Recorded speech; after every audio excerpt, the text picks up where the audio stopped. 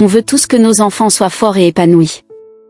Mais savez-vous que leur confiance ne se joue pas dans les grands discours, mais dans des petits gestes invisibles du quotidien? Aujourd'hui, je vous partage cette habitude simple pour construire la sécurité émotionnelle de votre enfant. La cinquième est souvent celle qu'on oublie le plus. Touche 1, écoutez avant de corriger. Un enfant qui se sent écouté se sent important. Avant de donner une leçon, écoute son cœur. Tu éduques mieux quand tu comprends d'abord. Touche 2, nommer ses émotions. Cela nous amène à la base de la gestion des émotions. Tu es en colère, tu es triste, tu es frustré. Quand tu mets des mots sur ce qu'il ressent, tu l'aides à se comprendre au lieu de se perdre. Touche 3, encourager l'effort, pas seulement le résultat. Ce n'est pas la note qui construit l'enfant. C'est l'effort, la persévérance, la fierté d'avoir essayé. Tu élèves un esprit fort, pas juste un bulletin.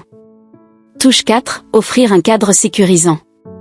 Insère ton texte ici, un enfant a besoin de limites claires, mais aussi d'un amour stable. La sécurité émotionnelle crée la confiance.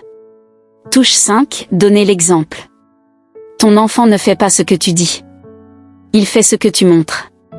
Ta patience, ton respect, ta façon d'aimer deviennent ses outils pour la vie. Touche 6, valoriser son identité. Ses origines, sa culture, sa personnalité sont des forces, pas des faiblesses. Un enfant fier de qui il est grandit sans honte. Touche 7, grandir ensemble.